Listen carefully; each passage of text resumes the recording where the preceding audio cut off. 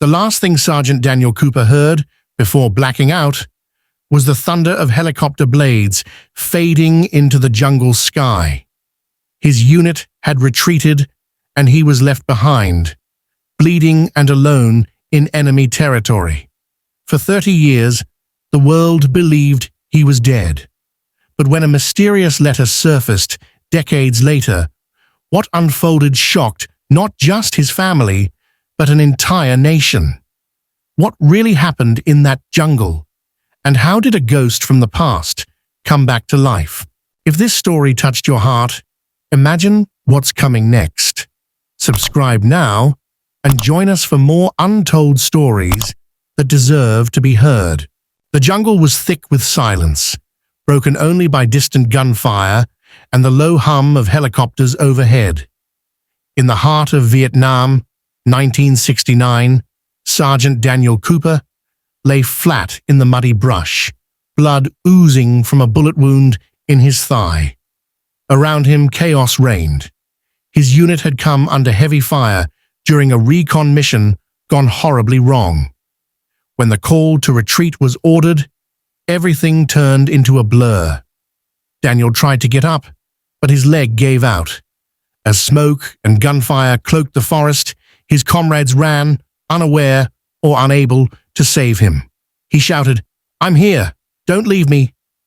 But no one heard, and just like that, Sergeant Daniel Cooper was alone in enemy territory, wounded, disoriented, and abandoned. Back home in Nebraska, the Cooper family waited for answers.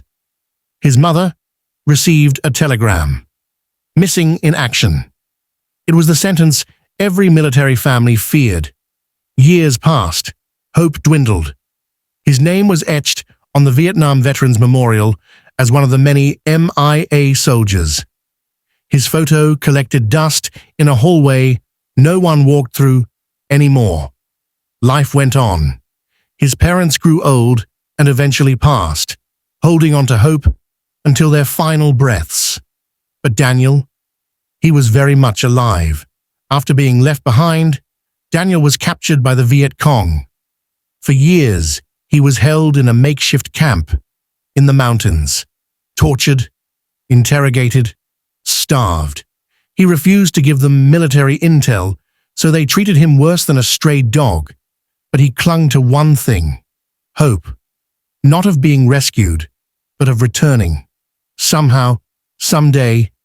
In 1975, as the war came to an end, the prisoners were either executed or forced to escape. Daniel was one of the lucky few who broke free during a bombing raid. Injured and weak, he wandered deep into the jungle, where he was found by a small, rural Vietnamese tribe, people who knew nothing of war, only survival. They took him in, treated his wounds with herbal medicine, and gave him a name in their tongue: Bao An, peaceful protector. For decades, Daniel lived among them. He learned their language, their ways. He married a local woman, fathered 2 children, and became a village healer. He carried sorrow like a shadow, but over time, it dulled, never gone, just quieter. In 1999, a young American NGO worker named Grace Thornton came to the village as part of a health outreach program. She noticed something peculiar about the quiet older man who helped administer herbs and assisted her with translations. His English wasn't just good, it was native. His posture was military. And his eyes, they carried stories. One evening, as the sun dipped below the hills, she asked him, "Where are you really from?" Daniel paused. For a moment, he considered lying. But something in her reminded him of home, of his sister's laughter, of his father's hands. "I'm from Nebraska," he whispered. Grace nearly dropped her cup. Over the next few days, Daniel slowly told her everything. About being left behind, the camp, the tribe, his new life. She listened, stunned, and then asked the question that would crack everything open. "Do you want to go home?" Daniel was quiet. Then, I don't know if there's anything left to go home to. Still, she convinced him to write a letter. Just one. Addressed to his sister, if she was still alive. 3 months later, in a small town in Illinois, an elderly woman named Margaret opened her mailbox and found a strange, foreign-stamped envelope. Inside, in handwriting she hadn't seen in 30 years, were 3 words that made her heart stop. "It's me, Daniel." Margaret collapsed into her chair. Tears rolled down her wrinkled cheeks as she read every word.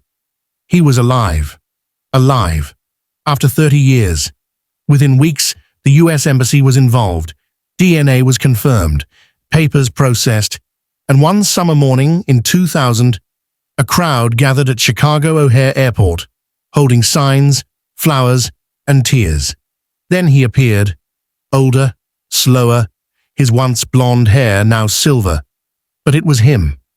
Margaret ran to him, sobbing. "You came back." He held her tightly. "I never stopped trying." Daniel's return became national news. MIA soldier, found alive after 30 years, was on every TV channel, every newspaper. Interviews, book deals, military honors, all came pouring in. But Daniel shunned the limelight. He didn't want medals or money. He only wanted the truth. Behind closed doors, Daniel spoke to his former unit.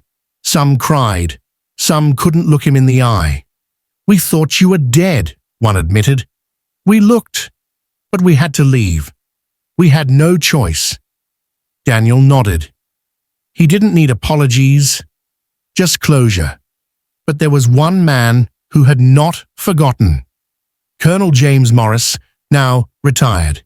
He had spent years haunted by Daniel's name, sending requests to keep his status active, but bureaucracy and red tape had buried his efforts. When they reunited, both men wept. "I failed you," Morris said. "No," Daniel replied. "The war failed us all." Though offered full reintegration and a military pension, Daniel chose to split his time between America and the Vietnamese village. His wife, Mai, and children eventually visited the U.S., standing in awe at the skyscrapers and snow. Daniel used his platform to launch a program called Bridges of Peace, which connected forgotten veterans and MIA families across both countries. He advocated for mental health support for soldiers, for healing, not just of bodies, but of hearts. "I spent half my life lost in a war," he said during one interview. "Now I want to spend what's left building peace." In 2025, at the age of 82, Daniel Cooper passed away peacefully in his sleep, surrounded by his American sister, his Vietnamese wife, and their children and grandchildren. He was buried with full military honors in Arlington National Cemetery, his coffin draped in the flag he never stopped loving. Next to his name was a new inscription: "He was never lost, only waiting to be found." And every Memorial Day, a little girl named Lily, his granddaughter, places a rose on his grave and tells strangers, "My grandpa was a hero. He was left behind, but he never gave up."